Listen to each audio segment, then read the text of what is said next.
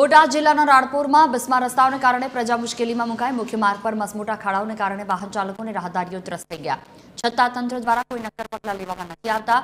જોઈએ આ ખાસ રિપોર્ટ।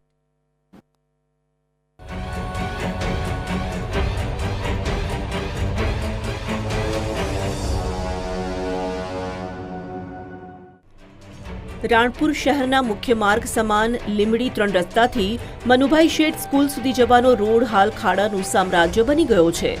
ચોમાસાની શરૂઆતની સાથે જ આ ખાડાઓમાં વરસાદી પાણી ભરાઈ જવાથી વાહન ચાલકો માટે અંદાજ લગાવવો મુશ્કેલ બન્યો છે। ત્યારે જોયું હશે કે રાણપુર પુલથી શરૂઆત કરો અને માર્કેટિંગ યાર્ડ સુધી તે શું કહેવાય 1-1.5 ફૂટના ખાડા પડી ગયેલા છે।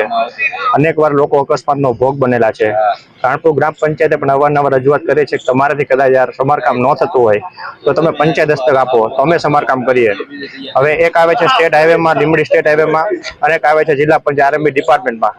1.5 ફૂટના ખાડા પડી ગયા છે પણ તંત્રને કંઈ દેખાતું નથી। અંદાજિત 30,000ની વસ્તી અને 36 ગામોના વહીવટી કેન્દ્ર સમાન રાણપુરમાં રસ્તાની આવી દયનીય સ્થિતિને કારણે સ્થાનિકોને અનેક હાલાકીનો સામનો કરવો પડી રહ્યો છે। સ્થાનિકોનો આક્ષેપ છે કે તંત્ર દ્વારા રોડ ખોદી નાખવામાં આવે છે, પરંતુ સમયસર સમારકામ કરાતું નથી। જિલ્લા મથકથી માત્ર 25 કિલોમીટર દૂર હોવા છતાં આ માર્ગની દયનીય સ્થિતિ અંગે કોઈ અસરકારક કામગીરી થતી નથી।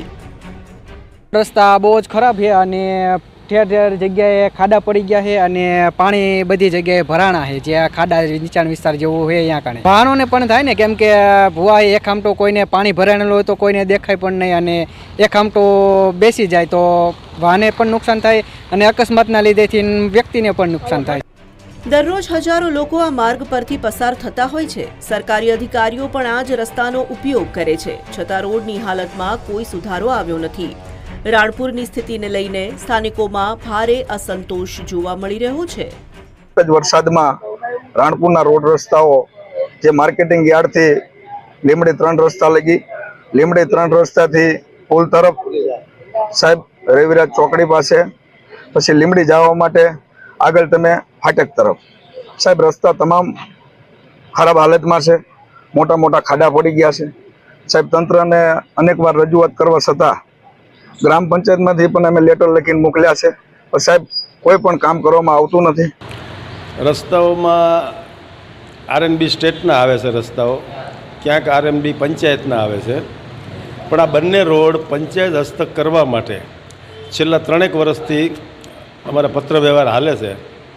ખરેખર આ રસ્તા અમને સોંપવામાં આવે તો અમે તકેદારી લઈ શકવી। રસ્તાનો જે આજે મુખ્ય માર્ગ રહ્યો ધારપીપળા એપીએમસીથી લઈ અને લીમડી 3 રસ્તા સુધી એની હાલત ખરાબ છે। રોડ રસ્તા જેવી પ્રાથમિક સુવિધાને અભાવે સ્થાનિક રહીશોમાં તંત્ર સામે ભારે રોષ ભભૂકી ઉઠ્યો છે। જો વહેલી તકે આ માર્ગનું ડામર કે પેચવર્ક કામ કરવામાં નહીં આવે તો સ્થાનિકો દ્વારા ઉગ્ર આંદોલન કરવાની ચીમકી પણ ઉચ્ચારવામાં આવી છે। ગજેન્દ્ર ખાચર, TV 13 ગુજરાતી, બોટાદ।